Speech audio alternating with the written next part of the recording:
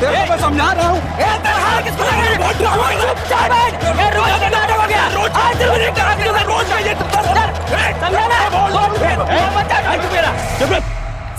रोज दारू पी के लपका कहता है।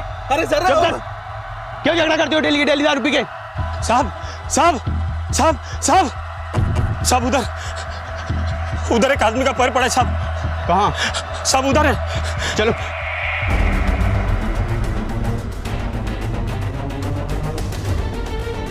किसने देखा था? सर इसने। साहब इधर मारामारी चल रही थी, वो देखने के लिए मैं इधर से आ रहा था। बूढ़े बूढ़े ये तो एक ही पैर है। मुझे लगता है इसके और बॉडी पार्ट ट्रैक के आसपास बिखरे होंगे। एक बार चेक करना पड़ेगा। 21 फरवरी 2014 को मुंबई पुलिस को बोरीवली और कांदीवली के बीच में एक आदमी का कटा हुआ पैर मिला। शरीर के बाकी हिस्सों की जांच पुलिस ने जी जान से शुरू कर दी।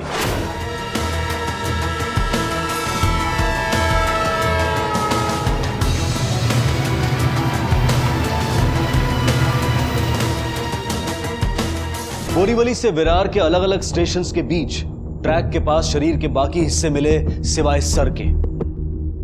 जिसने भी ये कत्ल किया था उसने पूरी कोशिश की थी कि इस आदमी की शिनाख्त ना हो पाए और इसीलिए उसने उसके शरीर के टुकड़े करके अलग अलग जगह फेंक दिए थे।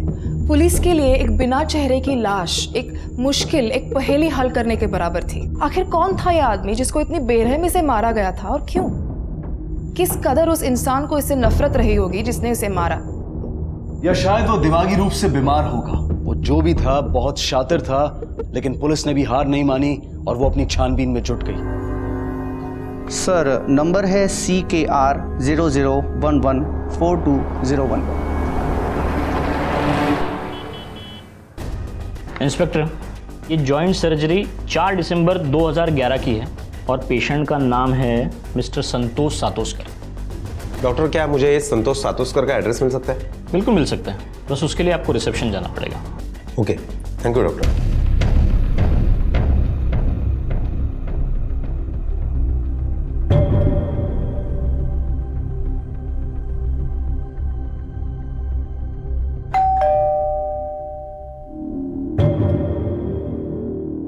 ये किधर रखा है मैंने? डिब्बा।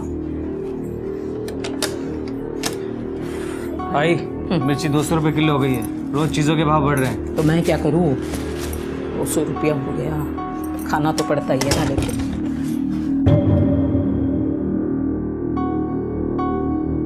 जरा सब्जी देखना गा। आई जल्दी करना, मुझे कॉलेज के लिए देर हो रही है। देख मुझे 2 ही हाथ है, समझा ना? 2 हाथों से जितना हो सकता है उतना जल्दी ही कर रही हूँ। आई सुनना। हाँ काय रे? ले ये चेक साइन करके दे। और सुन, वो अपने 3-4 कस्टमर्स है ना, उन्होंने डब्बा कैंसिल करने को बोला है। क्यों? तू रोज एक ही भाजी भेज देती है उनको। अरे दूधी खा के थक गए वो लोग।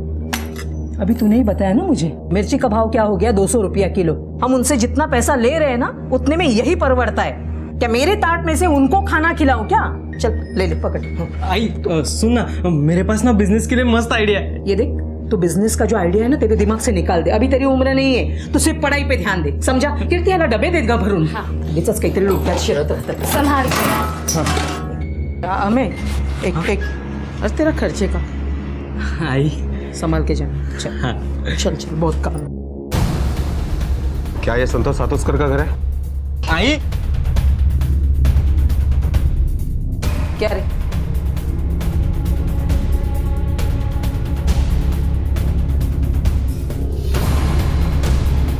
जा, तू चिंता मत कर, कॉलेज को देर हो रही है ना तेरे को। जा।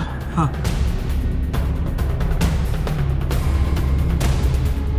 आपके लिए एक बुरी खबर है।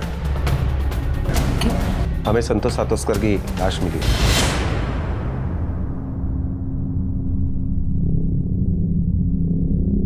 क्या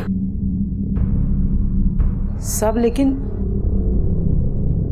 उनको मर के अभी 1 साल हो गया है।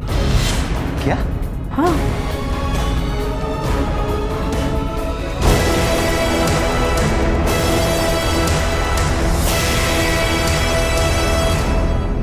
ऐसा कैसे हो सकता है बोर्डे कि एक आदमी 2 बार मरे? आपने रिप्लेसमेंट नंबर तो ठीक से दिया था ना? हो सकता है कि रिप्लेसमेंट नंबर की वजह से ये गलत जानकारी मिली हो। फिर से एक बार चेक करो। डॉक्टर चौहान, ये संतोष सातोस्कर की सर्जरी किसने और कब की थी? इनकी सर्जरी मैंने की थी लेकिन काफ़ी टाइम बीत गया इसलिए कुछ क्लियरली याद नहीं है। सर मुझे लगता है ये सातोस्कर फैमिली झूठ बोल रही है। सर ये कैसे मुमकिन है कि संतोष सातोस्कर 1 साल पहले मरा है और हमारे रिकॉर्ड के हिसाब से 15 दिन पहले फिर से मर गया? ये संतोष सातोस्कर का सर मिलता तो पहचान आसानी से हो जाती, लेकिन बोर्डे कुछ ना कुछ तो करना ही पड़ेगा ये सातोस्कर फैमिली का झूठ पकड़ने के लिए, ताकि ये साबित हो सके कि लाश वाकई संतोष सातोस्कर की ही है। एक काम करो बोर्डे, आपके पिताजी क्या काम करते थे? साहब वो वाटर प्रूफिंग का काम करते थे और उन्हें काम की वजह से बहुत घूमना पड़ता था। उस दिन भी वो शहर के बाहर काम से गए हुए थे, रात को आने वाले थे कि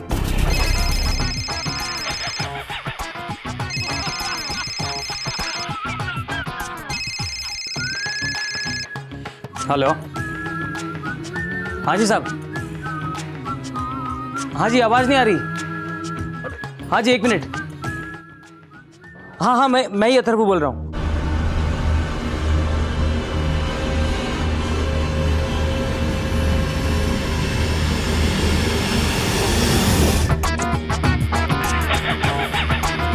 अरे क्या हुआ?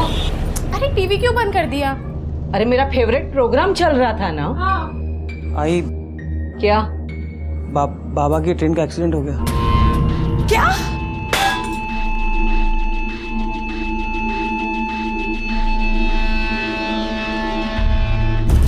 और 2 दिन बाद में हमें उनकी लाश मिली और यही पास में शमशान में हमने उनका अंतिम संस्कार किया साहब। ये तुम्हें कैसे पता चला कि वो लाश तुम्हारे पिताजी यानी संतोष सातोस्कर की ही है? साहब लाश बहुत ज़्यादा जल चुकी थी, रेलवे ने बर्थ के रिकॉर्ड से सबकी पहचान की थी और बाबा की सीट पे ही उनकी लाश मिली थी। तुम्हारे पास उनका डेथ सर्टिफिकेट तो होगा ही ना? जी हाँ साहब। उसकी एक कॉपी और संतोष सातोस्कर का एक फोटो हमें चाहिए। लाता हूँ सर। सब मैंने आपको पहले ही बताया ना, उनको गए हुए 1 साल हो गया अभी, और अभी आज आप पूछताछ कर रहे हैं। वो तो मैंने पिछली बार भी सुना था। क्या जमाना आ गया, गड़े हुए मुर्दों की भी छानबीन करती है पुलिस आजकल।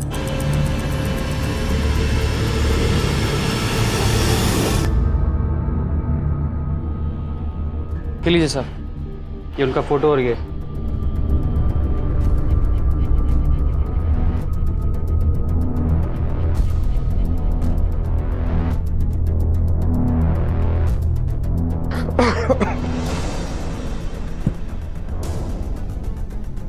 लगी तो नहीं? नहीं साहब।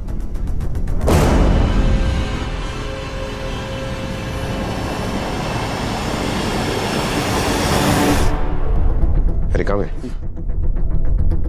ये अथर्व के सिर का बाल है, डीएनए टेस्ट के लिए भेज देना। पिछले साल ही संतोष की मौत हुई ट्रेन एक्सीडेंट में। साहब बड़ी हिम्मत वाली औरत है अलका। आदमी के जाने के बाद बड़ी मेहनत से डब्बे का बिजनेस जमाया उसने। अभी देखो ना, आजू बाजू में जितनी भी कंपनी है, ऑफिस है, उधर इसी का डिब्बा जाता है। मालूम नहीं इंश्योरेंस का कितना पैसा मिला है, मगर इतना मालूम है कि इंश्योरेंस का मोटा पैसा मिला है। पैसा तो साहब झगड़ा भी खड़ा करता है ना। रोज दोनों भाइयों में इंश्योरेंस के पैसे की वजह से झगड़ा होता था, मारामारी होती थी। एक दिन तो अलका जी को बीच बचाव करना पड़ा। मुझे मेरा हिस्सा चाहिए। और कितने दिन शुरू में कि डब्बे वाली क्या औलाद हूँ? किधर से लाऊं हिस्सा? पैसा होगा तो होगा ना हिस्सा। ये शेरनी मत लगा तू, इंश्योरेंस के पैसे में मेरा भी हक है, मुझे भी अपना बिजनेस खड़ा करना है। बोलना पैसा नहीं है, समझता नहीं तेरे को? जा ले जिसके पास बड़ा हिस्सा। मुझे पता है सारा पैसा तू ही हड़पना चाहता है। बताऊं तुझको मैं? तू मत बता मेरे को। ए अथर्वा, क्या है? अरे क्या चल रहा है? कुछ शर्म है तुझे? बड़ा भाई होके छोटे पे हाथ उठाता है। तू जा, उसको लेके जा अंदर।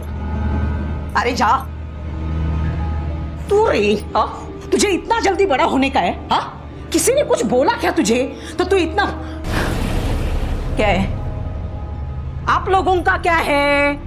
किसी के घर में कुछ हो जाए तो आ गए अपने झांकने। जाओ यहाँ क्या सर्कस चालू है क्या?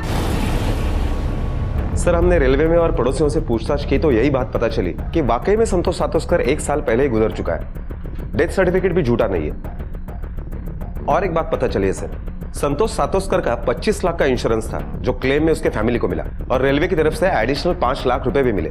इन्हीं 30 लाख रुपए की वजह से उसके बेटों में काफी झगड़ा हुआ करता था। इसके अलावा किसी के ऊपर शक करने की कोई वजह नहीं है। नहीं, लेकिन बोर्डे इंश्योरेंस का पैसा मिलना या उसके लिए झगड़ा होना कोई इतनी बड़ी बात नहीं है कि जिसके लिए हम किसी को उठा सकें या फिर सस्पेक्ट बना सकें। और अभी तक ये भी साबित नहीं हुआ है कि वो लाश वाकई में संतोष सातोस्कर की ही है। सर आरनाला बीच पे एक आदमी का कटा हुआ सर मिला है।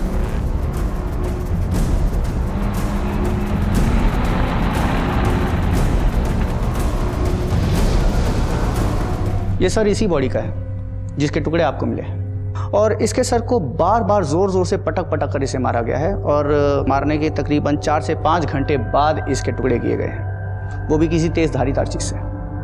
अगर वो डेड बॉडी संतोष सातोस्कर की ही थी तो वो 1 साल पहले कैसे मर चुका था? और अगर नहीं तो ये आदमी कौन था? संतोष सातोस्कर के घर वालों पड़ोसियों से की गई पूछताछ को, डेथ सर्टिफिकेट को झुटलाया नहीं जा सकता था। पुलिस की अब सारी उम्मीदें टिकी थीं अथर्वा और डेड बॉडी की डीएनए रिपोर्ट पर, जो अगर उनके हक में आ जाती तो पुलिस की कई मुश्किलें आसान हो सकती थी और वो पुलिस तहकीकात को एक दिशा दे सकती थी। सर डीएनए रिपोर्ट भी आ गई है और डीएनए रिपोर्ट के मुताबिक अथर्व के डीएनए और डेड बॉडी के डीएनए मैच कर रहे हैं। मतलब लाश संतोष सातोस्कर की ही है। फिर वही बात, एक आदमी 2 बार कैसे मर सकता है? और एक बात पता चली है सर संतोष सातोस्कर की जो फोटो हमने महाराष्ट्र के सारे पुलिस स्टेशन में मेल करवाई थी, उसका नासिक पुलिस स्टेशन से रिप्लाई आया। उनका कहना है कि सेम इसी शक्ल के आदमी की मिसिंग कंप्लेंट वहां पर दर्ज है, लेकिन उसका नाम संतोष सातोस्कर नहीं है, ललित गायतोंडे है। उसी शक्ल का आदमी नासिक में भी था। बोर्डे कंप्लेंट करने वाले को जल्द से जल्द लाश की शिनाख्त के लिए बुलवा लो।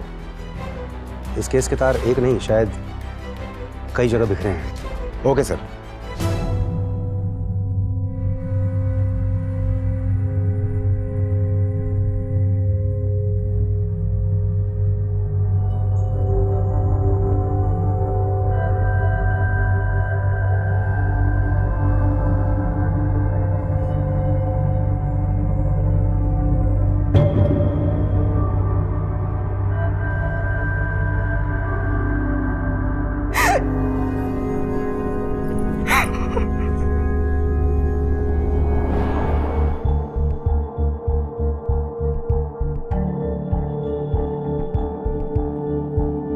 साहब, ललित मेरे पति थे। शादी कब हुई थी आप दोनों की? 11 मार्च 2013 को हमने शादी की थी। आप दोनों की पहली बार मुलाकात कब हुई थी? कुछ 1.5 साल पहले। ललित किसी काम के लिए नासिक आए थे तब। इनको मर के अभी 1 साल हो गया है। हम रोज एक दूसरे से मिलने लगे और फिर पता ही नहीं चला कि कब फिर हमने शादी कर ली। मुझे डर था कि ऐसा ही कुछ होने वाला है। मालूम था मतलब? साहब, वो मेरे पहले पति है ना, वो ललित को धमकी देते थे, मार डालेंगे, सबक सिखाएंगे। क्यों मार डालेगा? किस लिए सबक सिखाएगा? साहब, वो ललित से बहुत जलते थे, चिढ़ते थे उनसे, रोज आके ललित के साथ झगड़ा करते थे, झूठा धोखेबाज कहते थे उन्हें। ए भाई आया। ललित गायतोंडे, हाँ पूरा नाम है ना ललित गायतोंडे। अरे क्या हो? देख, तुम ना कावेरी को बेवकूफ बना सकते हो, मुझे नहीं समझा ना? मुझे पता है तू कितना मक्कार आदमी है। ये देख कावेरी, तुम्हें पता नहीं है कितना फ्रॉड आदमी है। वो जैसे भी है मुझे चलेंगे। तुम निकल जाओ यहाँ से। अरे लेकिन तुम बख्श दो हमें, निकल जाओ। चल निकलो। कावेरी, बहुत ज्यादा पट्टी पढ़ाई है ना इसको। अब देख, तेरी सारी चर्बी मैं उतारूंगा, देख लेना तू। तुमने उसकी पुलिस में कंप्लेंट क्यों नहीं की? साहब, ललित बहुत शरीफ आदमी थे। वो घर का झगड़ा पुलिस में नहीं ले जाना चाहते थे और उनके रियल एस्टेट के काम में भी कुछ टेंशन चल रही थी। उनका बाहर गांव आना जाना लगा रहता था। फिर कुछ दिनों बाद मेरी माँ बीमार पड़ गई। उसके इलाज के लिए पैसे चाहिए थे, उसकी भी बहुत टेंशन थी। इस बार ललित मेरी माँ के इलाज के लिए पैसों का इंतजाम करने ही बाहर निकले थे। मुझे पक्का यकीन है साहब, दुष्यंत ने ही कुछ किया होगा और वो मुझे भी नहीं छोड़ेगा। रियल एस्टेट के काम के लिए वो शहर से बाहर क्यों जाता था और कितना कमा लेता था? सब पैसे का कुछ पक्का नहीं था। शुरू में तो लाखों कमा लेता था, लेकिन फिर काम कम हो गया तो लाखों से 1000 पे आ गया। ललित का काम ठीक नहीं चल रहा था, ललित को बहुत टेंशन थी। ठीक है, आप जा सकती हैं, लेकिन हो सकता है आपको वापस आना पड़े। पवार मैडम, लेके जाइए इन्हें। इनके और दुष्यंत के फ़ोन नंबर्स, बैंक डिटेल्स सब ले लो। एक आदमी जो 1 साल पहले मर चुका है, नासिक में कावेरी के साथ 1 साल से रह रहा था। फिर पुलिस को उसकी लाश टुकड़ों में मिलती है, जिसे कुछ 15 दिन पहले मारा गया है। एक आदमी जिसकी 2 बीवियां, 25 लाख की इंश्योरेंस की रकम, दूसरी बीवी का पहला पति जो ये सब बर्दाश्त नहीं कर सकता। बोर्डे, इस केस में कुछ नहीं, बहुत कुछ खुलना बाकी है।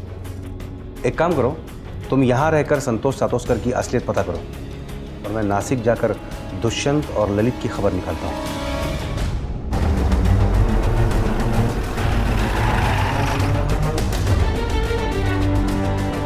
ये दुकान आपकी है? जी हाँ सर। क्या किया था ललित ने? सर वो ललित एक नंबर का फ्रॉड और झूठा आदमी था। उसने मेरा घर तोड़ा, मेरी शादी तोड़ी, और सबसे ज्यादा गुस्सा मुझे इस बात का है कि उसने कावेरी को मुझसे छीना। लेकिन सर उसके लिए मैं उसकी जान नहीं ले सकता सर। तुम कैसे कह सकते हो कि वो झूठा और फ्रॉड था? सर देखिए ना, अभी वो अपने आप को स्टेट एजेंट कहलाता, लेकिन ये एरिया में उसके नाम पे एक भी एग्रीमेंट नहीं है। यहाँ तक कि उसके नाम पे रेंट एग्रीमेंट भी नहीं है। वो जो मोबाइल यूज करता था वो भी मेरी बीवी के नाम पे था सर, कावेरी की। और उसने कावेरी को अपने पिछली जिंदगी के बारे में, परिवार के बारे में कभी कुछ पता नहीं लगने दी। मुझे तो पूरा डाउट था सर, उसका कोई ना कोई लफड़ा जरूर है।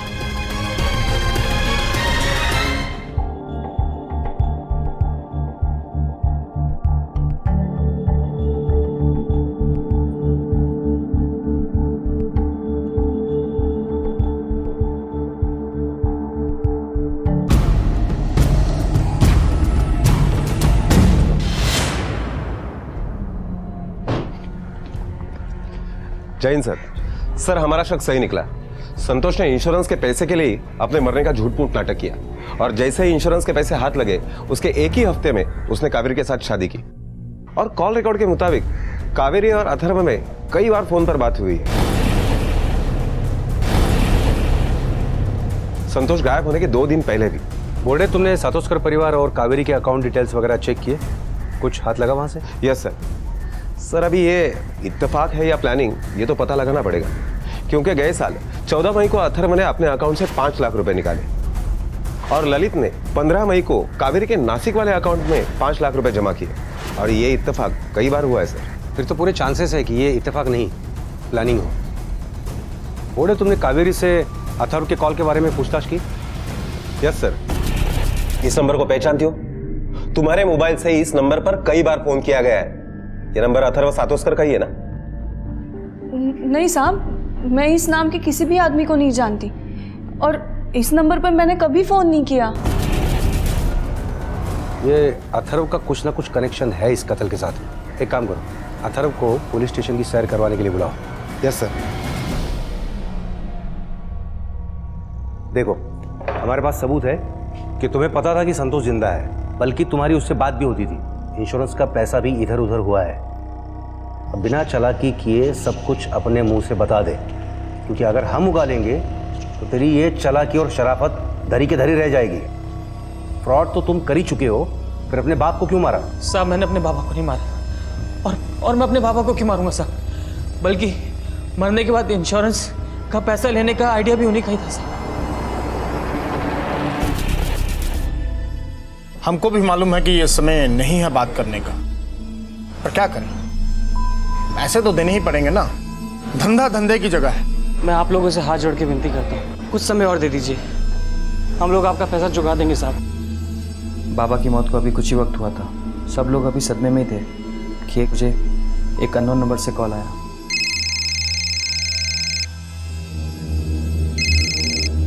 हेलो हेलो, मेरे पास एक खबर है तुम्हारे बाबा के बारे में।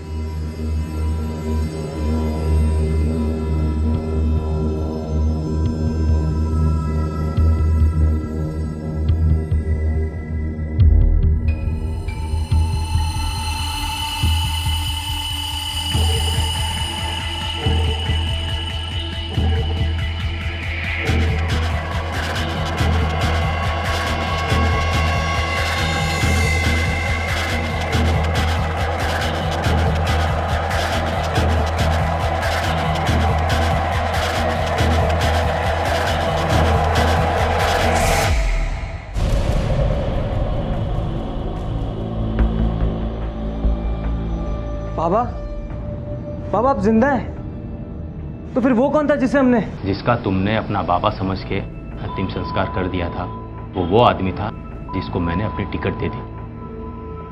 मेरा मुंबई आना कैंसिल हो गया, लेकिन उसको किसी भी हालत में मुंबई पहुंचना था, इसलिए वो मेरी बर्थ पे जाके सो गया। बाबा अगर आप जिंदा थे तो फिर घर पे क्यों नहीं आए? देखो बेटा, मेरे मर जाने में ही सबका फायदा है। पेपर्स में तो मैं वैसे भी मर चुका हूं। अथर्वा बेटा, मेरी एक बात ध्यान से सुनो।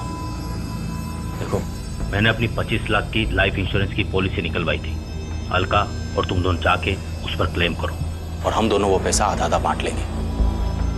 देखो बेटा, तुमको वैसे भी बिजनेस ही करना था, तो तुम लोगों का उधार चुका के अपना बिजनेस करो और मुझे अपनी नई जिंदगी में खुशी से रहने दो। बाबा लेकिन देखो बेटा, अब मैं वैसे भी अलका की जिंदगी में वापस लौट के कभी नहीं आऊंगा। साहब, मुझे बाबा की बात सुनकर बिल्कुल अच्छा नहीं लगा।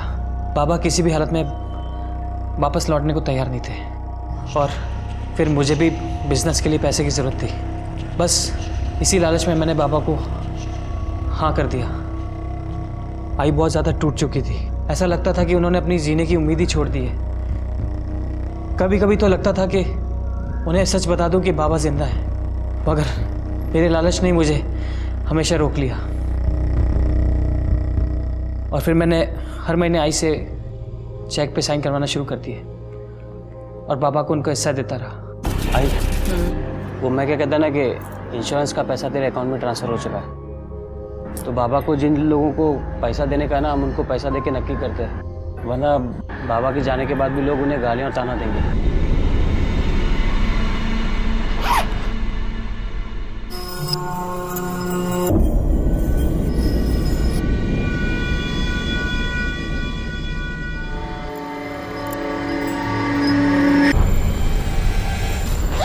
चल आता हूँ आई।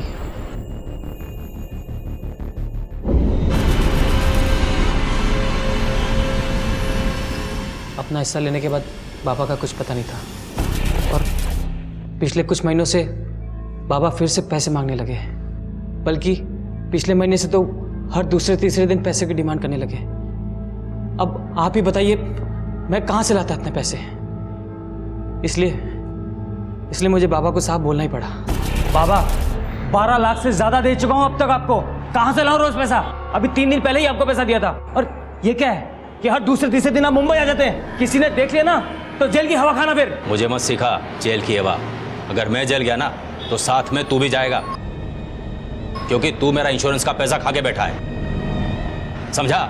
जेल की हवा। एक और बात, मुझे अभी के अभी 50,000 चाहिए अर्जेंट। मैं यहाँ से हिलूंगा नहीं जब तक पैसा नहीं मिलेगा। अब तुझे क्या करना है, कैसे करना है, मैं नहीं जानता, मुझे पैसा चाहिए अभी अभी, बस। ठीक है, फिर मुझे एक रात की मोहलत दीजिए। बड़ी रकम है, जमा करने में टाइम लगेगा, तब तक आप हमारे गोडाउन में रहिए। एक रात मतलब सिर्फ एक रात, याद रखना। मैं बहुत डर गया था साहब। अगले दिन ही मैंने आई से चेक पे साइन करवाए, बैंक जाके पैसा निकाला और गोडाउन पहुंच गया। बाबा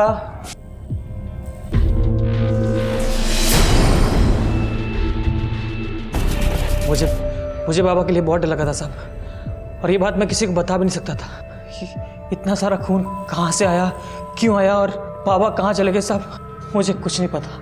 मैंने कुछ नहीं किया साहब, मुझे कुछ नहीं मालूम। तुमने तुम्हारे बाप का कत्ल किया है या नहीं, इस बात का पता हम लगा ही लेंगे, लेकिन तुमने उसके साथ मिलकर जो फ्रॉड किया है उसकी सज़ा तुम्हें ज़रूर मिलेगी। चल अब ये बता, ये तेरा गोडाउन कहाँ पे है?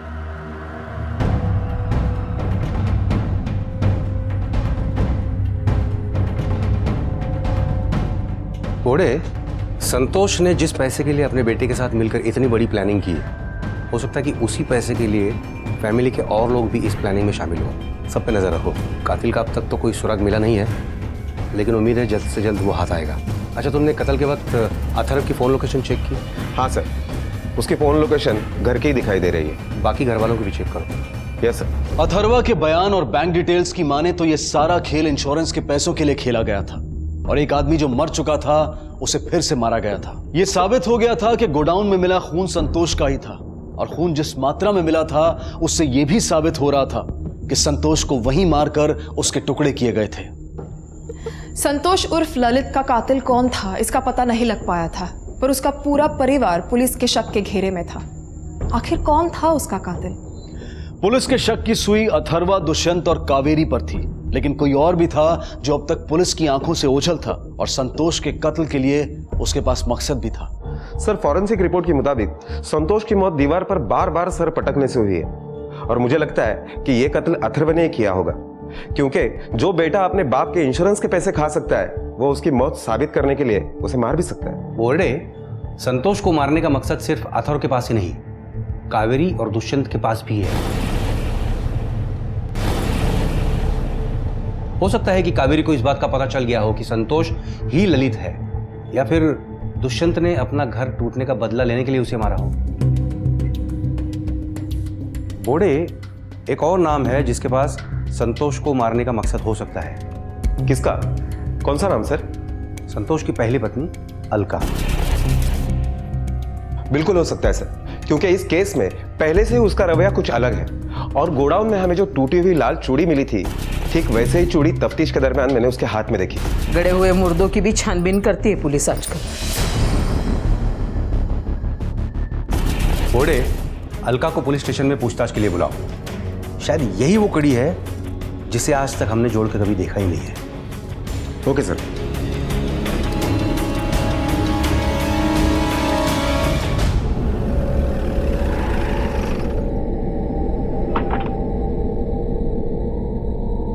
सर, ये वही रजिस्ट्रेशन की फाइल है, इसके अंदर।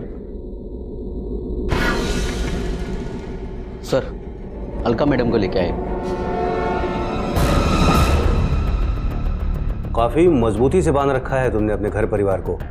देखकर लगता है कि तुम पर कभी किसी बात का असर होता ही नहीं होगा। क्यों नहीं होता है ना सर? ये मजबूती है या दुख? दुख इस बात का कि जिस इंसान की विधवा बनकर तुम जी रही हो वो 20 दिनों पहले तक जिंदा था, एक दूसरी औरत के साथ रह रहा था। इस बात का तुम्हें पता चल गया। पता चलते ही तुम्हारा यह दुख इस कदर गुस्से और बदले की भावना में बदल गया कि तुमने उसे सचमुच ही मार डाला।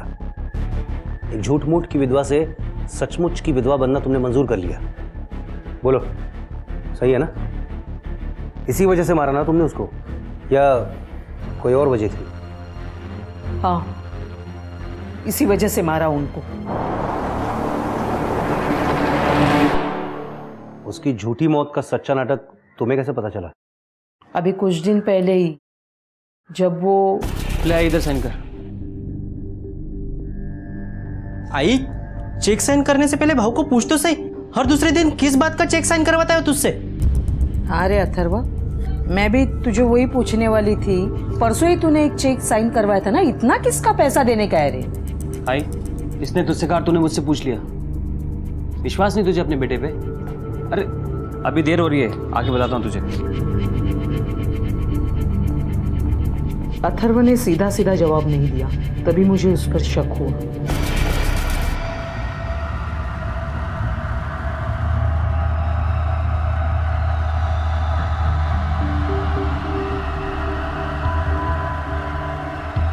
हाँ, अच्छा अच्छा, ठीक है ठीक है ठीक है।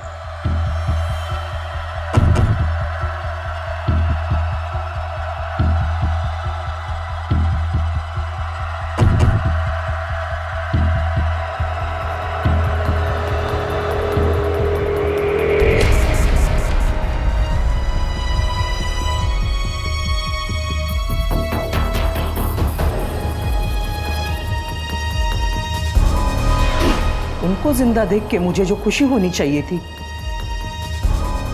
वो खुशी एक पल में खो गई। मुझे इस बात का एहसास हुआ कि उनको मेरी जरूरत नहीं है, उनको तो इंश्योरेंस के पैसों की जरूरत थी। और फिर मैंने ठान ली कि इनको मैं सबक सिखाऊंगी। घर पे आके मैंने सब लोगों को झूठ बोला कि मेरी एक सहेली है, वो बीमार है, इसके लिए उसके गांव जा रही हूं करके।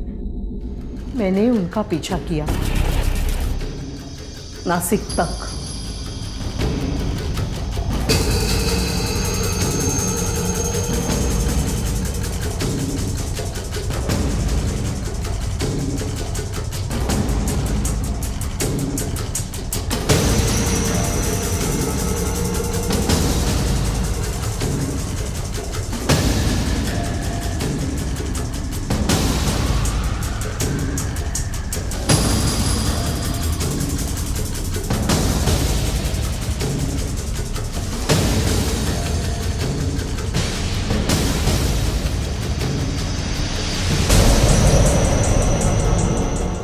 वहां जाके देखा तो वो किसी और औरत के साथ रहते हैं। मतलब मुझे छोड़ के जाने में उनकी कोई मजबूरी नहीं थी।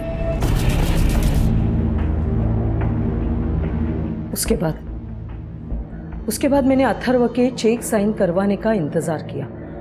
2 ही दिन में उसने मेरे से चेक साइन करवाया।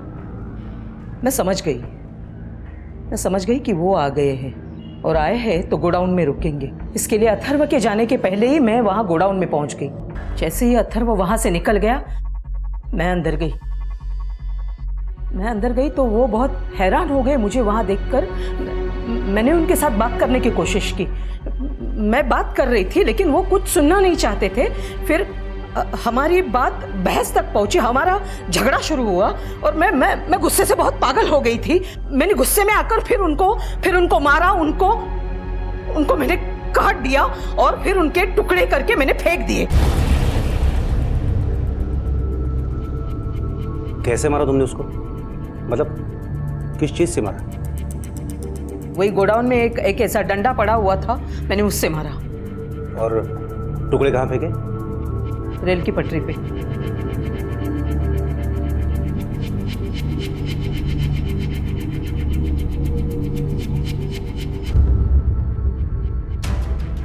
बोले ये औरत झूठ बोल रही है। फॉरेंसिक रिपोर्ट क्या कहता है कि मौत किस वजह से हुई थी? दीवार पर बार बार सर पटकने की वजह से। और ये औरत कह रही है कि सर पे डंडा मारने की वजह से मौत हुई है। इंसान के टुकड़े करने के लिए चाकू नहीं चॉपर चाहिए और साथ में ताकत भी। अब चाहे जितने टुकड़े करने के बाद डेड बॉडी का कुछ तो वजन होता ही है ना। इस औरत ने अकेले कैसे मैनेज किया होगा ये सब, और वो भी 10 स्टेशन के बीच फेंकने के लिए? झूठ बोल रही है ये, किसी को बचाने के लिए। घोड़े काम करो, ये अलका के घर के आसपास वाले मटन वाले दुकानों में पूछताछ करो कि किसी ने 19 फरवरी को उनके दुकान में से कोई चॉपर भाड़े से लिया है या खरीदा है या दोस्ती खाते में उठाया है क्या। Okay sir.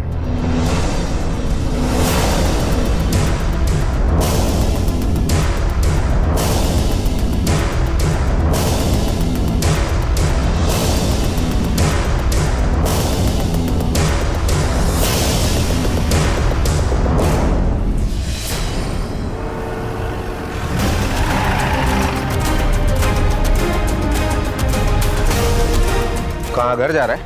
हाँ। चल तुझे तेरे असली घर पर लेकर चलते हैं। देखा मैं क्या आला।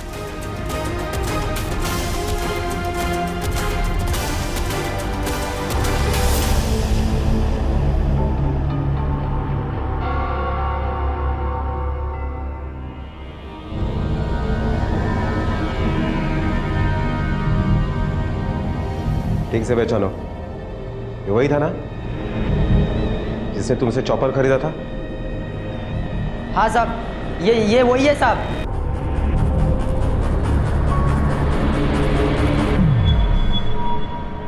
चल बिना घुमाए फिराए सीधे सीधे अपने मुंह से बोल, क्यों मारा अपने बाप को? क्योंकि उन्होंने मेरे आई को धोखा दिया। मैंने अपने आई को देखा है रात भर बाबा के यादों में रोते हुए।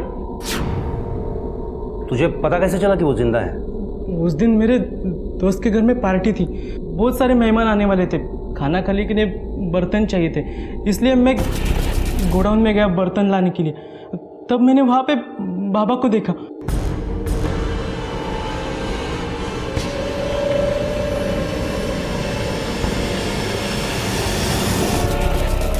मैंने उनको देखा तो पहले मैं खुश हुआ, बाद में वो मुझे कुछ और ही समझाने लगे। हमें बेटा देखो, मेरी बात सुनो। अब तुमको पैसा चाहिए ना, मैं दूंगा ना, बहुत पैसा दूंगा। पर किसी को ये मत बोलना कि मैं जिंदा हूँ, अपनी आई को भी नहीं। देख बेटा, मैं एक दूसरी जिंदगी जी रहा हूँ बड़ी शांति से, और मैं उधर बहुत खुश हूँ। मगर मेरी आई खुश नहीं है ना, आपने मेरी आई को धोखा दिया। क्यों? जब उन्होंने मुझे कहा कि उन्होंने दूसरी शादी की है और आई को छोड़ के वो वहां बहुत खुश है, तो मुझे बहुत गुस्सा आया। मेरी आई को विधवा बना के मैंने ये सब घर जाके अपने आई को बताया। आई ने मुझे समझा के शांत किया और हम गोडाउन चले गए। आई, इसने तुझे धोखा दिया, ये सुन के मुझे बहुत गुस्सा आया, इसलिए गलती से हो गया। सुन सुन सुन, तेरा बाप तो मेरे लिए 1 साल पहले ही मर चुका है। तो डर मत, मैं आई हूँ ना तेरी। हाँ, हम एक काम करेंगे, तो डर मत। हम इनकी लाश का कुछ ठिकाना लगा देंगे, इनके टुकड़े टुकड़े करके फेंक देंगे। अगर तुझे किसी ने भी कुछ पूछा ना तो मैं संभाल लूंगी, समझा ना? ये आदमी के वास्ते मैं मेरा घर टूटने नहीं दूंगी। तू तू तू फिक्र मत कर, मैं हूँ, मैं सब संभाल लूंगी तुझे। हाँ, सब संभाल लूंगी। मैंने अपने एरिया के मटन वाले से मटन काटने का चॉपर लिया। मैंने अपना फोन घर पे ही रखा था ताकि किसी को मेरे ऊपर शक न हो जाए।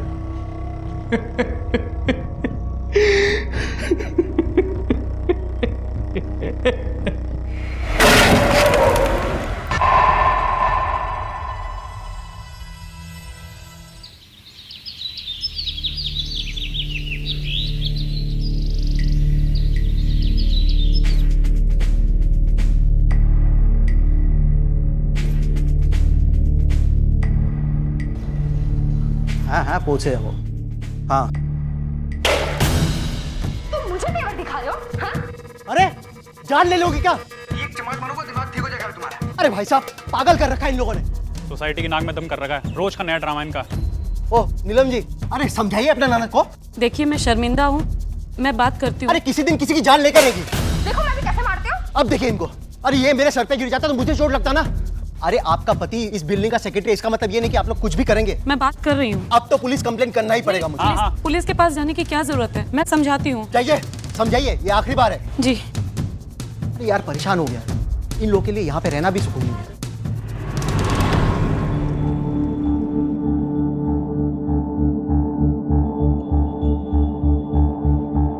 दीपू,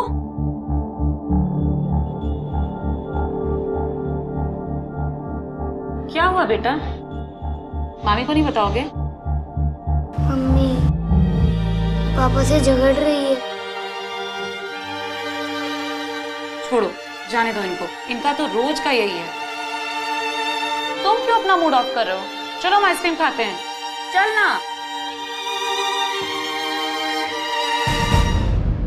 पति पत्नी के विचारों में, आदतों में, सोच में टकराव स्वाभाविक है, लेकिन जब यही टकराव अपनी हदें पार करने लगते हैं तो अक्सर घरेलू हिंसा का कारण बन जाते हैं। और माता पिता का यही हिंसक बर्ताव बच्चों के मन और मस्तिष्क पर गहरा और बुरा असर छोड़ता है। ऐसे बच्चे डरे सहमे से अपने आप में ही घुटते रहते हैं। उनका बचपन कहीं खो जाता है, उन्हें लगता है कि कोई उनसे प्यार नहीं करता। ऐसे बच्चे अपने अंदर कई तूफान समेटे हुए होते हैं। जब मासूम मन में दबी हुई भावनाओं का ज्वालामुखी फटता है तो सामने आते हैं आत्मा को झकझोर देने वाले भयावह किस्से।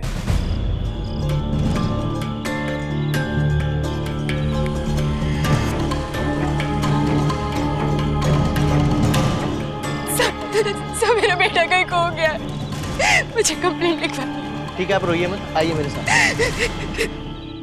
सब मेरा बच्चा कहीं खो गया। एक मिनट आप शांत हो जाइए। पहले अपने बेटे का नाम बताइए और उम्र बताइए। दीपू सर, स्कूल में दीपक किशोर सिंह नाम था, उम्र 7 साल थी सर। आप कौन? मेरा बेटा था सर। अच्छा अच्छा, बैठिए। अच्छा ये बताइए कि आपका बच्चा कब गायब हुआ था? मेरा मतलब है कितने बजे? सर एग्जैक्ट टाइम तो नहीं पता, पर स्कूल से आने के बाद। स्कूल से आया था ना वो। उसका बैग घर पर ही था। वो स्कूल गया था या नहीं? बताओ गया था कि सर इसी का काम है उसे स्कूल भेजना। हाँ सर, मैंने उसे उठा के तैयार तो कर दिया था। फिर क्या? फिर चैटिंग में लग गए। एक काम ठीक से नहीं होता इस आदमी से, जब देखो तब चटियाता रहता उस कमीनी औरत के साथ। उसके अलावा आता तुम्हें कुछ? सर मैं आपसे कह रही हूँ, जो भी कुछ हुआ है ना इसी आदमी की वजह से हुआ। इसी आदमी की वजह से गायब हो गया मेरा। मेरी वजह से? कि तेरी वजह से? होश कहाँ था तुम्हारा? जब सो के उठे थे देखा नहीं बच्चा कहाँ है? उसे छोड़ के बाहर चली गया अकेले? अगर मैं मार्केट नहीं जाती तो सब्जी लेने तुम्हारी फुलझड़ी जाती। सर मैं आपसे कह रही हूँ, जरूर इस आदमी ने ना मेरे दीपू के साथ कुछ कर दिया। सटक गई तेरी जुमन में बकी जा रही तू। सर ना तो उसका जबान पे लगाम है और नहीं दिमाग पे। उस दिन तो मैं जादू तेरी नजर, खुशबू तेरा बदन, तुम्हारा कर शुरू उस कमीनी औरत के साथ। क्या है? किसे चैट कर रहे हो? दोस्त का मैसेज चेक कर रहा हूँ। अच्छा दिखाओ मुझे। दिखाओ। अरे दोस्त का मैसेज चेक करो। क्या दिखाओ? क्या? अरे अरे दिखाओ क्या? दिखाओ। अरे अरे दिखाओ।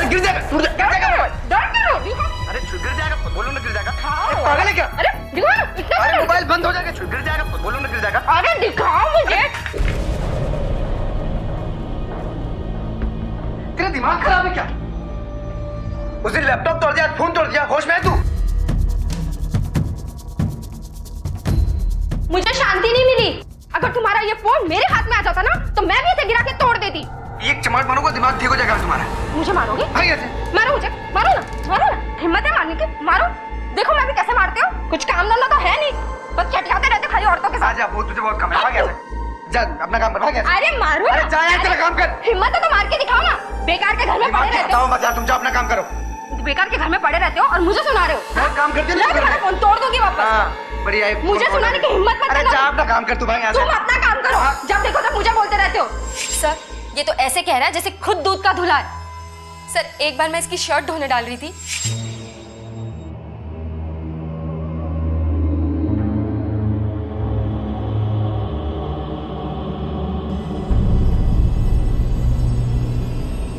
क्या हुआ? लिपस्टिक का दाग ढूंढ रही हो? ठीक से ढूंढो, मिल जाएगा। नहीं मिल रहा है? अभी मिलेगा। क्या कर रहे हो तुम?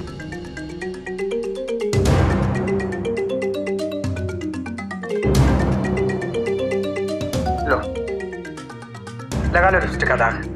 क्या? लगा? ठीक है, मैं खुद ही लगा देता हूँ।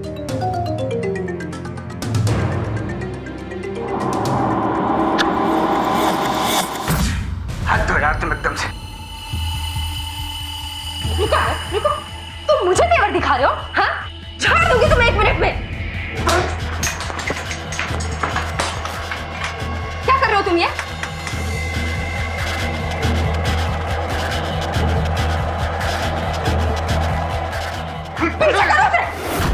चल गई सर, मिल गई खुशी।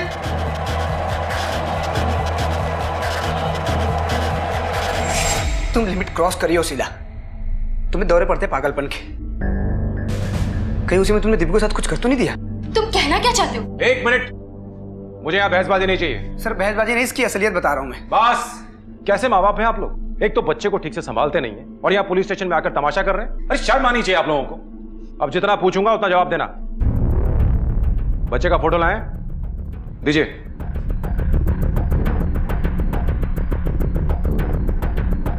कोई फिरौती का फोन वगैरह आया था? नहीं सर। आपको किसी पे कोई शक है? कोई किसी से दुश्मनी? नहीं सर। आपने उसे डांटा या फटकारा था? नहीं सर। उसका कोई दोस्त वगैरह, छोटा या बड़ा, फोन किया, पूछा?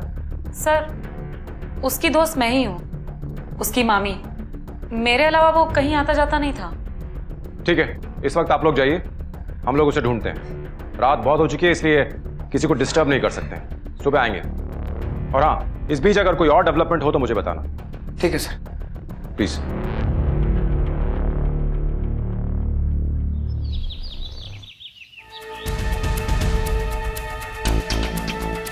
तबीयत ठीक है बीवी का? गेट खोल, साहब है साहब।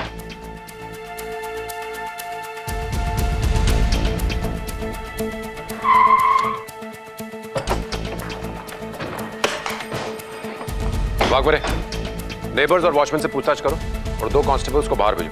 सर। और सावंत, मेरे साथ ऊपर चलो। भास्कर, तुम उधर जाओ, तुम इधर आओ।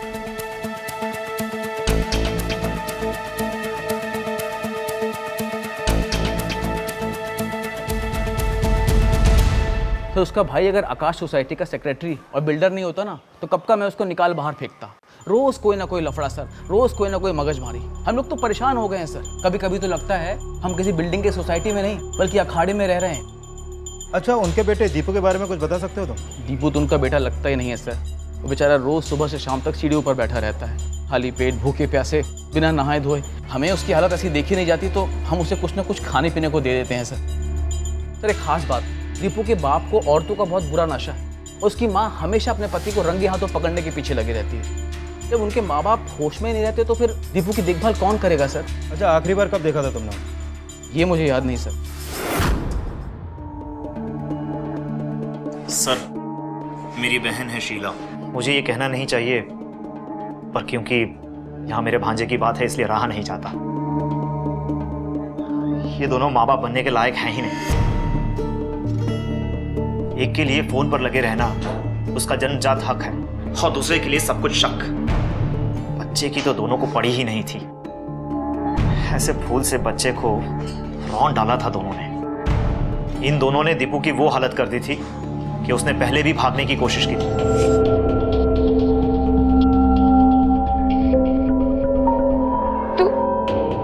तू घर छोड़कर जा रहा है? यानी आपके हिसाब से जो कुछ भी हुआ उसके जिम्मेदार बच्चे के माँ बाप ही हैं? हाँ सर। कैसे माँ बाप हैं? इनका अपना बच्चा इन्हें छोड़कर चला गया, वो भी सिर्फ 7 साल का। कहीं वो फिर से भाग तो नहीं गया? हाँ साहब, दीपू शाम में गया था उधर, उसके बाद नहीं दिखा। और तूने जाने दिया, रोका भी नहीं? किस लिए रखा गया तेरे को इधर? साहब वो अक्सर बाहर खेलने के लिए जाता था, इसके लिए नहीं रोके। रुको जरा। 302 में जो दीपू रहता है उसे जानते हो तुम? नहीं साहब।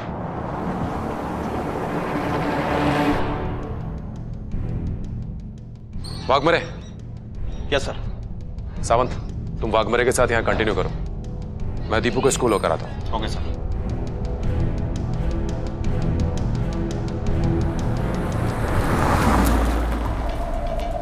दीपू पढ़ाई में काफी अच्छा था, पता नहीं अचानक से वो शांत हो गया, उदास रहने लगा। उसकी पढ़ाई पर भी असर हो गया, मार्क्स गिरने लगे, रेगुलर एब्सेंट रहता था।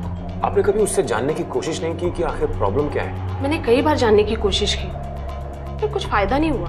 कई बार तो वो स्कूल में बिना टिफिन का ही आया करता था, भूखा रहता था। ऐसा लगता था कि उस पर कोई ध्यान रखने वाला नहीं है, निग्लेक्टेड बच्चा है। मैंने उसके पेरेंट्स से भी बात करने की कोशिश की, कुछ दिन तो ठीक था, पर फिर से वही चीजें होने लगी। Thank you so much. अगर जरूरत पड़ेगी तो हम फिर आएंगे। जी। नमस्ते सर। कोलकाता से मैं आज ही आया हूँ, इसीलिए सिचुएशन का ज़्यादा पता नहीं है, पर उसका पेरेंट्स का बिहेवियर बच्चे के प्रति एकदम अच्छा नहीं था। एक दिन तो उन दोनों के आपसी झगड़े में उस मासूम का भी हाथ तोड़ दिया। बेटा ठीक हो जाएगा।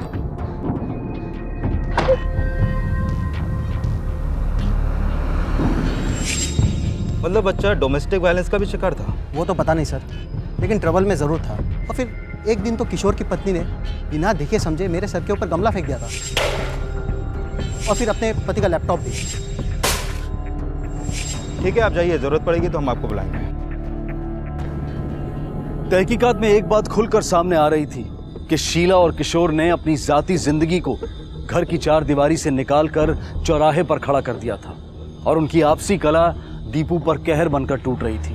क्या रोज के इस तमाशे से तंग आकर दीपू कहीं चला गया था, या वो किसी हादसे का शिकार हुआ था, या फिर किसी ने हालात का फायदा उठाकर दीपू के साथ कुछ ऐसा किया था जो सबकी कल्पना से परे था। दीपू के माता पिता एक दूसरे पर इल्जाम लगाकर अपनी जिम्मेदारियों से भाग रहे थे, लेकिन उनकी दलीलें कितनी सच्ची थीं और कितनी झूठी, ये तो वक्त ही बताने वाला था। वाघमरे अगर लोगों की माने तो दीपू के पेरेंट्स को उसकी कुछ खास फिक्र नहीं थी। दीपू का कोई दोस्त भी नहीं था, वो स्कूल कभी जाता था कभी नहीं भी जाता था, और अपने घर से ज्यादा अपने घर की सीढ़ियों पर या फिर अपने मामा के घर पे रहता था। सर, इन सभी की बातें सुनकर तो ऐसा लगता है कि कहीं दीपू के माँ बाप में से तो किसी ने कांड नहीं किया होगा। हो सकता है एक ने दूसरे को सबक सिखाने के लिए दीपू को गायब किया हो। एक काम करो, दीपू के पेरेंट्स को फिर से बुलाओ। सर।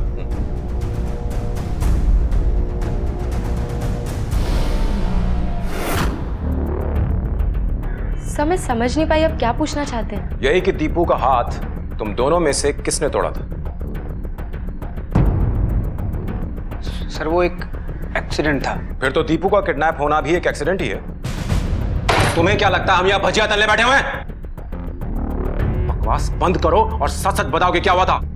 इसके रोज रोज के खिटपिट से मेरा पारा आई था सर। ऐसे में ये मुंह बंद करने का नाम ही नहीं ले रही थी सर। अब ऐसे में दीपू आके वहां पे खेलने लगा तो मैंने उसका हाथ पकड़ के ऊपर उठाया तो उसका हाथ टूट गया सर।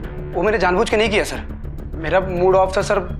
पैनिक होके उठा तो उसके सर पे वो लैंप गिर गई, जिसकी वजह से उसके सर पे चोट लग गई सर। और कितनी कहानियां बना के रखी हो तुम दोनों ने। जिस दिन मुझे पता चला कि इस केस में तुम दोनों का हाथ है तो जेल में झाड़ू लगाते नजर आओगे तुम दोनों। जाओ अभी।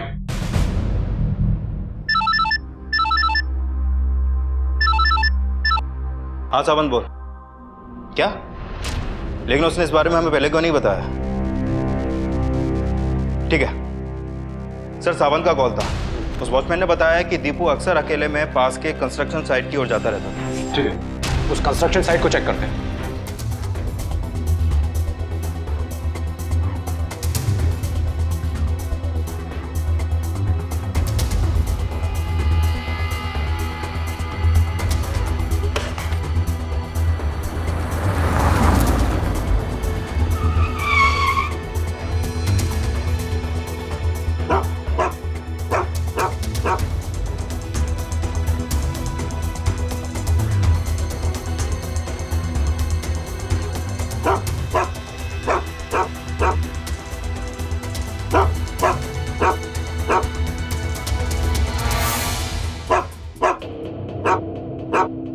यहाँ तो कोई भी नहीं है, फिर ये कुत्ता क्यों भौंक रहा है? सर ये कुत्ता यहाँ पे रोज ऐसा ही भौंकता है, कोई हो या ना हो।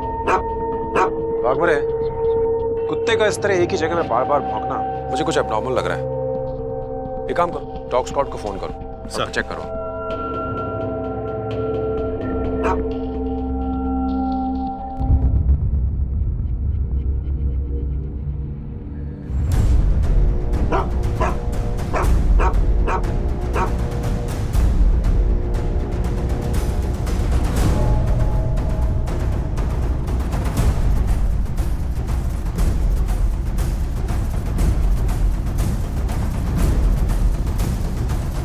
ये कुत्ता भी यहीं आकर सूंघ रहा है, जरूर यहां पर कुछ प्रॉब्लम है।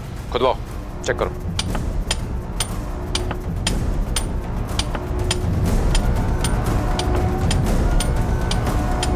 उस तरफ तोड़ो।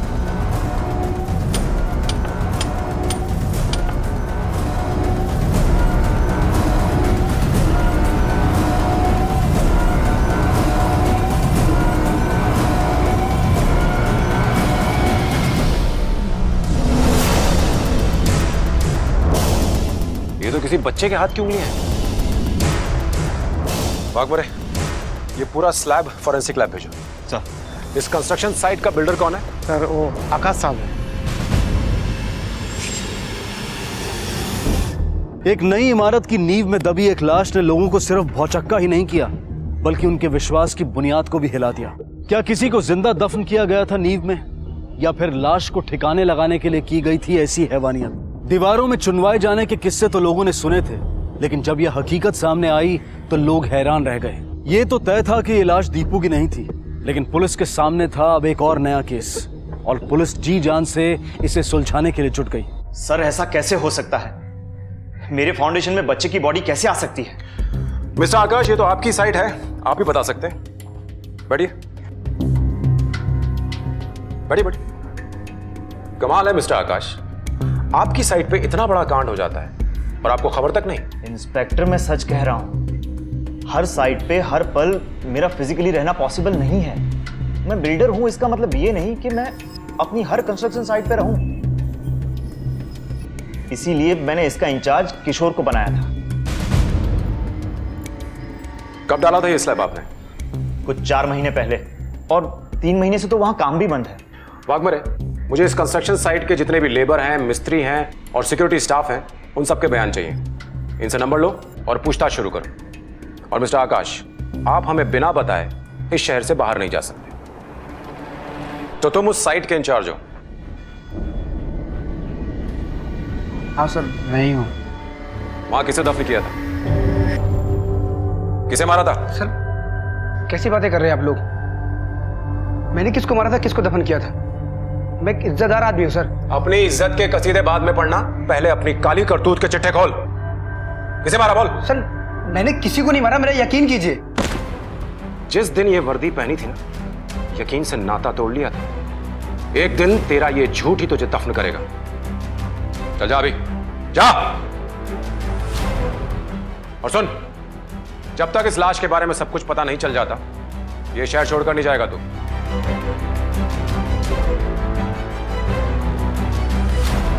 नजर रखना इस पर। यह लाश पुरानी है, शायद 4 या 5 महीने पहले इसे दफनाया गया है। यानी ये भी एक मर्डर केस है? हो सकता है।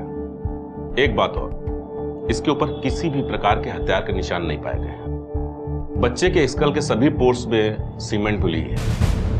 ऐसा लगता है शायद इसे जिंदा ही दफनाया गया है। जिंदा? जी हाँ।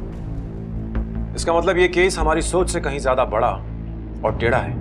किसी बच्चे को जिंदा दफन किया गया था नींव में, लेकिन क्यों? किसने किया था यह हैवानियत का काम? क्या किशोर का वाकई कोई लेना देना नहीं था इस केस से? क्या दीपू के गायब होने का कोई सिरा जुड़ता था इस केस से? पुलिस के सामने कई सवाल सर उठाए खड़े थे।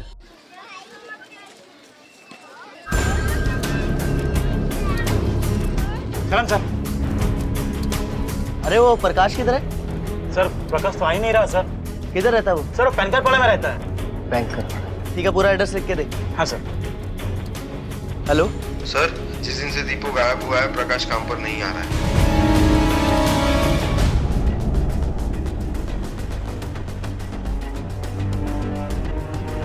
ये तोड़ो।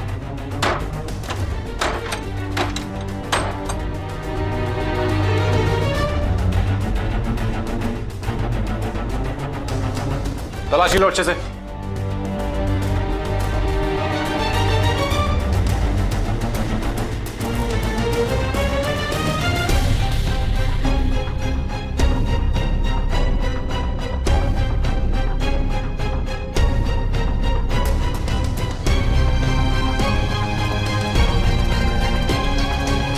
सर ये देखिए।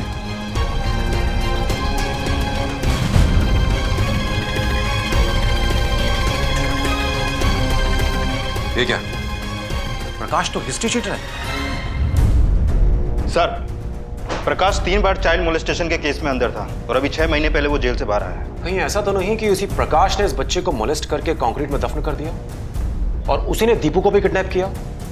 वाघमरे, हमें इस प्रकाश को ढूंढना होगा, तभी इस केस की गुत्थी सुलझेगी।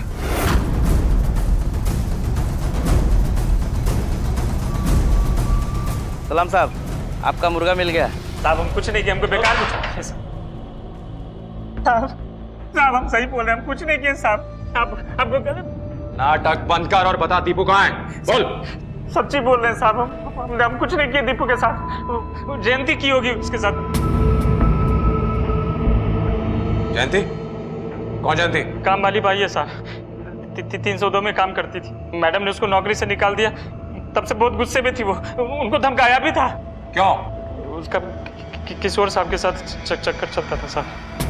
किशोर साहब जयंती के पीछे दुम हिलाते फिरते थे। ये जयंती कहाँ मिलेगी? पटेल नगर के झोपड़े में। अरे मैडम, मेरे को काय को पकड़ा है?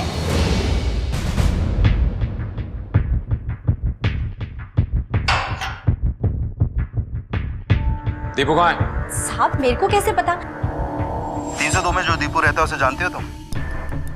नहीं साहब। तो फिर उस दिन झूठ क्यों बोला था? तेरा और किशोर साहब का क्या चक्कर है, बोल। साहब आप ये कैसी बातें कर रहे हैं? देख, मुझ में ज्यादा पेशेंस नहीं है, और ये मैडम जो खड़ी है ना, अगर इसने पेशेंस खो दिया तो तेरा अस्पताल पक्का है। भावे, एक बेड बुक कर इमरजेंसी में इसके लिए। बोलो। वो साहब, किशोर साहब के साथ मेरा चक्कर था।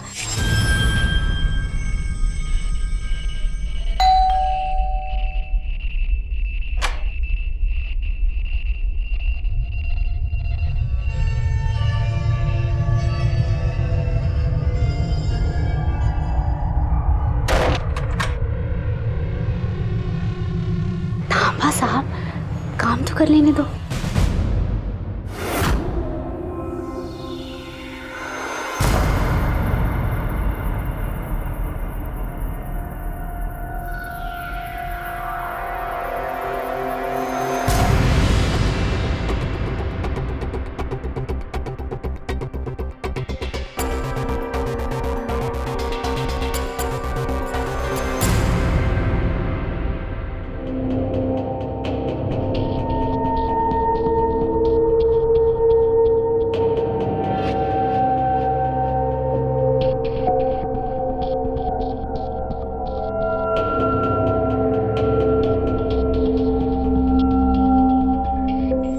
उसके बाद मेम साहब ने काम से निकाल दिया। कमाल है, तेरी हिम्मत कैसे हो गई मुझसे पैसे मांगने की? चल निकल यहाँ से। चली जाएगी मेम साहब, लेकिन जितना पगार हुआ है उतना तो दे दो। मेरे पास एक भी पैसे नहीं है। सोने के मजे बहुत लूटे ना तूने, तू जा ना, अब रोने के लूट। बेच दे जाके अपने आप को, भीख मांग जाके। मेम साहब जो मुंह में आ रहा है बोल रहे हो। मैं काम के पैसे मांग रही हूँ, फोकट के पैसे नहीं। तू मुझे एटीट्यूड दिखा रही है? मेरे घर में इस समय तू सही सलामत खड़ी है ना, यही मेरी मेहरबानी है। अपने से ऊपर वाले मर्द के साथ सो गई ना, इसलिए साली तू अपनी औकात ही भूल गई। ओ मैडम, औकात की बात मत करो, अपने पति को संभालो जाकर। चल निकल निकल, मेरे घर में आके मुझे सिखा रही है। निकल यहाँ से। लेकिन साहब मेरा क्या? इसका भी तो चक्कर चल रहा था मेम साहब के साथ। नहीं साहब, उस दिन साहब के साथ इसको पकड़ने के बाद। प्रकाश जरा ऊपर आना। हाँ ठीक है।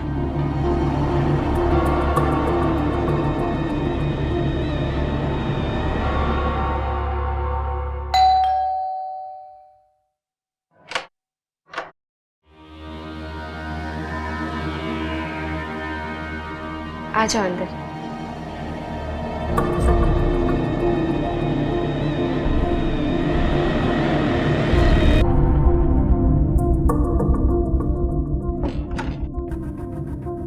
प्रकाश, मेरे बाथरूम का शावर खराब हो गया है, जरा प्लीज देख लो। अरे मैडम, इसके लिए तो प्लम्बर वाला को फोन करना, हम कर देते हैं अभी जाके। अरे प्लम्बर के चक्कर में रही तो पता नहीं कितना टाइम लगेगा।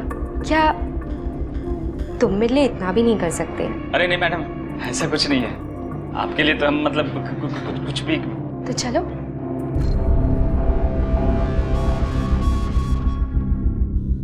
अरे हिचकिचाओ मत, चलो। आपके साथ? साहब घर पर नहीं है, आ जाओ आ जाओ।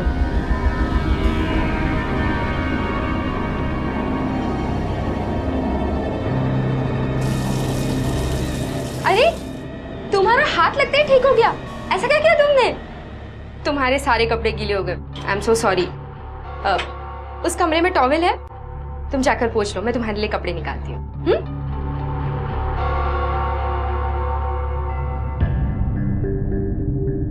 दीपू बेटा, मम्मा अभी कुछ जरूरी काम कर रही है, तुम सो जाओ। हाँ, मम्मा थोड़ी देर में आती। जाओ बेटा।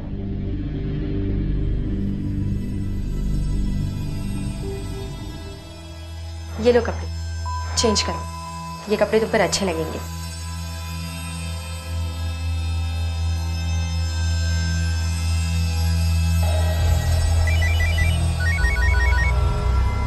हेलो। अरे साला गलत टाइम पे फोन किया यार।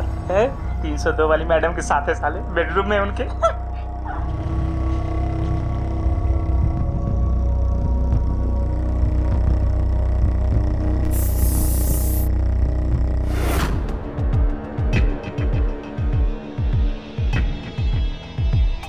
गावेलु जब तू पाउडर जीला नाल लागेला कमरिया। गावेलु जब तू पाउडर।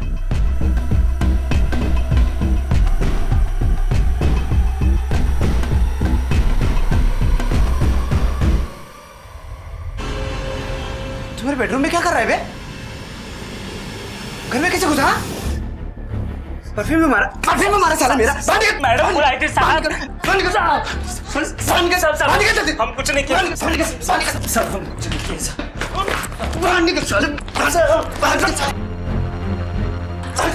अंदर कैसे आए? किसने बोला? बुलाए थे। किसने बोला? साहब मार क्रिया खा रहे हैं हम, कुछ नहीं किया।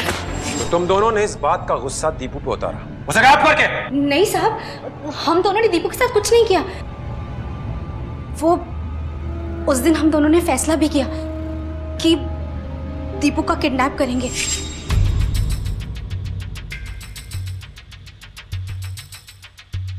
साली का दिमाग खराब हो गया है, मेरे को नौकरी से निकालती है। अरे उसका पति खोटा है तो उस पे गुस्सा निकाले ना, मेरे को नौकरी से काहे को निकालती है? एक नंबर के कमीने लोग हैं। शीला मैम साहब हमको बकरा बना के किशोर साहब के सामने पटक दिया। इस मेम साहब को तो सबक सिखाना ही पड़ेगा। बदला तो हम भी लेना चाहते हैं। सुनना, मेरे पास एक प्लान है। अगर इस कुतिया को सबक सिखाना है ना, दीपू को उठा लेते हैं। अरे नहीं नहीं, हम सब फंस जाएंगे और कुछ सोचते हैं। क्यों? तो उस औरत से शादी कर साहब को सबक सिखाएगा। नहीं, लेकिन दीपू को उठाएंगे तो हम लोग फंस सकते हैं। जरा सोच, अगर बच्चे को उठाया तो एक तीर से दो निशान। तेरा बदला साहब से पूरा हो जाएगा और मेरा मेम साहब से। चल दूर हट। चांस नहीं मारने का, समझा ना? और दूसरे दिन मैं दीपू से मिली और उसे समझाया कि उसकी मम्मी उससे प्यार नहीं करती और उसे बोर्डिंग भेज देगी। और साहब वो मान भी गया मेरे साथ भागने को। फिर पता चला कि बीच रास्ते में मेम साहब ने उसे पकड़ लिया था।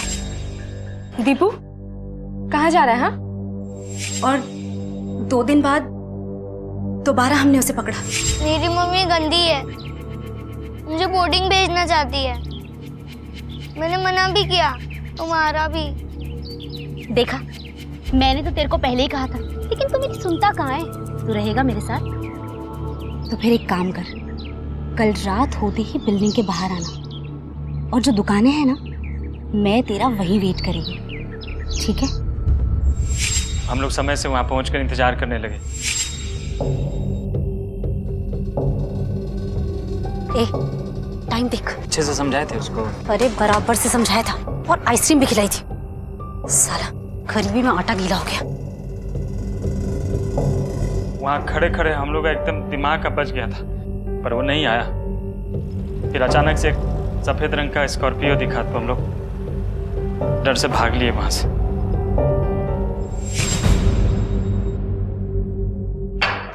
सर वो शीला जी और आकाश जी मिलने आए। बैठा उन्हें। जी सर।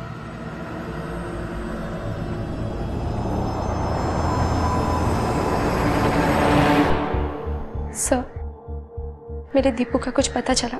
जी नहीं, लेकिन आप चिंता मत कीजिए, हम कोशिश कर रहे हैं। अच्छा, ये किशोर कहाँ है? सर, वो क्यों आएगा? उसे किसी की कोई फिक्र नहीं, माँ बेटा बीवी किसी की नहीं।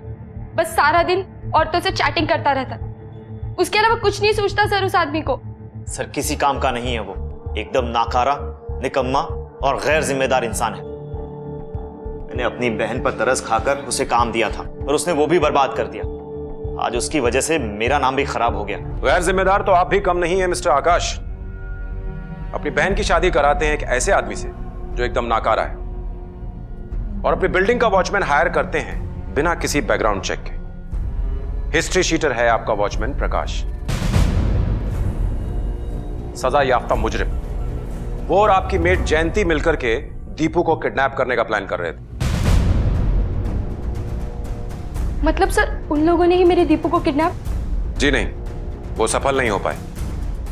अब आप लोग यहां से जाइए और हमें अपना काम करने दीजिए। जैसे हमें कुछ इन्फॉर्मेशन मिलेगी हम आपको इन्फॉर्म करेंगे। कैसा अजीब परिवार है ये किशोर और शीला का, कैसे अजीब रिश्ते हैं। एक दूसरे को सबक सिखाने के लिए वो किसी भी हद तक जाने को तैयार थे। तो क्या दीपू भी उनकी इन्हीं भावनाओं का शिकार हुआ था, या फिर किसी ने मौके का फायदा उठाकर दीपू को लापता कर दिया था? सलाम साहब। सर पता चल गया। क्या? कुछ लोगों ने दीपू को सफेद कलर की स्कॉर्पियो भी देखा था, वो आराम से बैठ के जूस पी रहा था। फिर अचानक से एक सफेद रंग का स्कॉर्पियो दिखा तो हम लोग डर से भाग लिए वहां से। गाड़ी का ड्राइवर कौन था? साहब गाड़ी कौन चला रहा था ये तो पता नहीं है, पर गाड़ी किसकी ये पता चल गया। सर मैं मानता हूँ गुस्से में आके मैंने एक बार दीपू का हाथ तोड़ दिया था, पर मेरा बेटा है सर, प्यार करता हूँ मैं उससे। मैं अपने बेटे के साथ ही ऐसा क्यों करूंगा? तो फिर किसी और बच्चे के साथ किया, उसे मारकर फाउंडेशन में दफना दिया? सर मैंने किसी बच्चे को नहीं मारा, किसी को नहीं दफनाया। झूठ बोलता है तू? तूने बच्चे को अगवा किया और झूठ बोलता है? सर मैं अपने बच्चे को अगवा क्यों करूंगा? अगर तूने अगवा नहीं किया है तो फिर उस दिन दीपू को लेकर तू कार में कहाँ जा रहा था? सर मुझे नहीं पता, मैं उस दिन कार लेके गया ही नहीं था। अगर तू गाड़ी लेकर नहीं गया था तो उस कार को कौन चला रहा था? सर मुझे नहीं पता, चाबी वॉचमैन के पास रहती है। वॉचमैन के पास?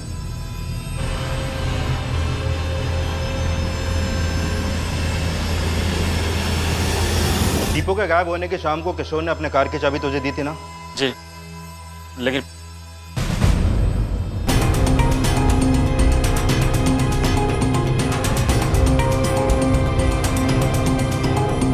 सर वो कार से निकला है। ठीक है, तुम उसका पीछा करो और हमें बता दे रहा हूँ। जी सर।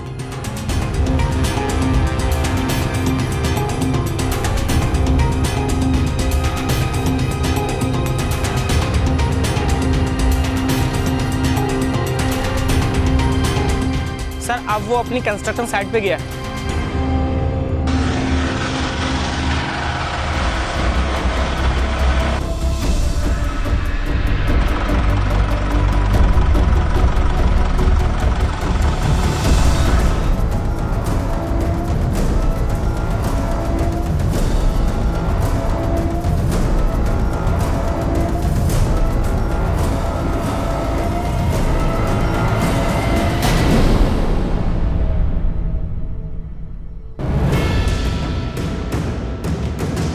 बच्चे को दफनाने जा रहा है? पहले तेरी कब्र खोदते हैं। ले चलो उसको।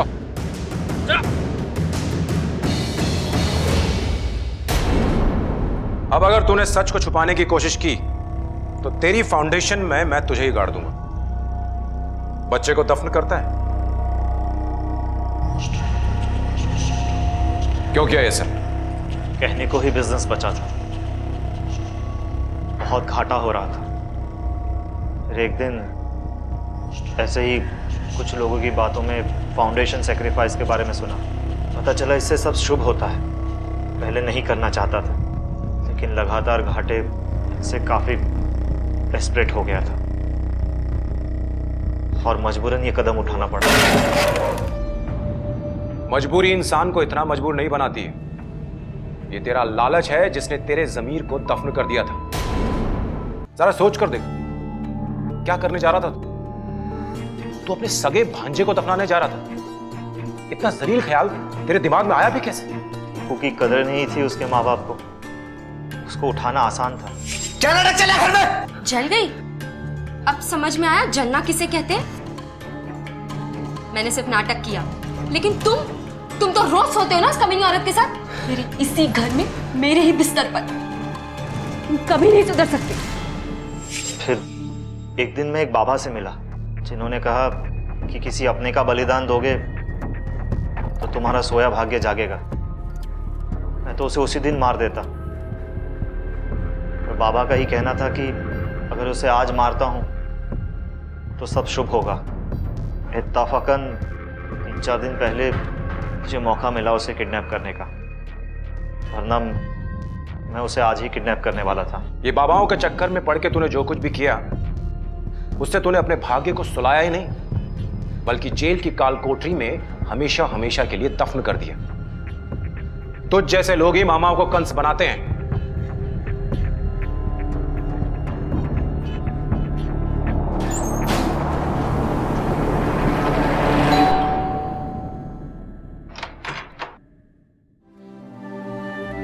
मामा, दीपू, दीपू, दीपू मेरा बेटा, दीपू, दीपू, दीपू तू ठीक है ना? तू ठीक है ना बच्चा? दीपू, पापा, Deepu, Deepu. Thank you sir. Thank you so much sir, thank you.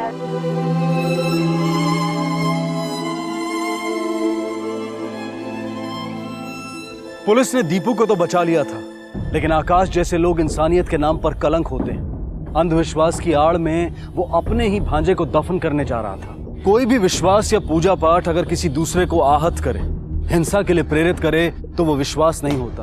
उसके पीछे के इरादे नेक नहीं होते, और ऐसी राय देने वाला इंसान सिर्फ आपको गुमराह करता है अपने निजी स्वार्थ के लिए। जरा सोच कर देखिए, किसी की खुशियों की कब्र पर आपकी खुशियों की इमारत कैसे बन सकती है? मेहनत, सच्ची लगन और ईमानदारी से काम करने वालों को इस बात का कोई डर नहीं होता कि नुकसान होने पर वो क्या करेंगे। वो अपनी सूझबूझ से कठिन हालात का डटकर मुकाबला करते हैं और अपने आप को समेटकर जिंदगी को एक नई दिशा देते हैं। लेकिन दीपू के साथ जो हुआ, उसका जितना जिम्मेदार आकाश है, उतने ही जिम्मेदार उसके माता पिता शीला और किशोर भी हैं। इसे शीला की खुशकिस्मती कह लें या दीपू की, कि दीपू के साथ कोई अनहोनी होने से पहले ही पुलिस ने उसे ढूंढ निकाला। लेकिन ऐसे कई दिल दहला देने वाले हादसे देखने और सुनने में आते हैं जहां पुलिस की मदद सही समय पर नहीं पहुंच पाती। ये किसका दोष है? हम शीला और किशोर जैसे माता पिता से सिर्फ इतना ही कहना चाहेंगे कि अगर आप अपने बच्चों की परवरिश ठीक से नहीं कर सकते, उनके कोमल मन की रक्षा नहीं कर सकते, तो आपको उन्हें जन्म देने का भी कोई अधिकार नहीं है। इस संसार का हर जीव अपने बच्चों की देखभाल करता है, तो फिर हम क्यों नहीं? इसी विचार के साथ मैं अनूप सोनी आपसे विदा लेता हूं। फिर मुलाकात होगी अगले एपिसोड में एक और चौंका देने वाले केस के साथ। तब तक अपना और अपने परिवार का ख्याल रखें और देखते रहें क्राइम पेट्रोल डायल 100। सबक एक को सीख हम सबको। जय हिंद। क्राइम पेट्रोल के और भी दिलचस्प कहानी देखने के लिए हमारे चैनल को सब्सक्राइब करें और बेल आइकॉन दबाना न भूलें।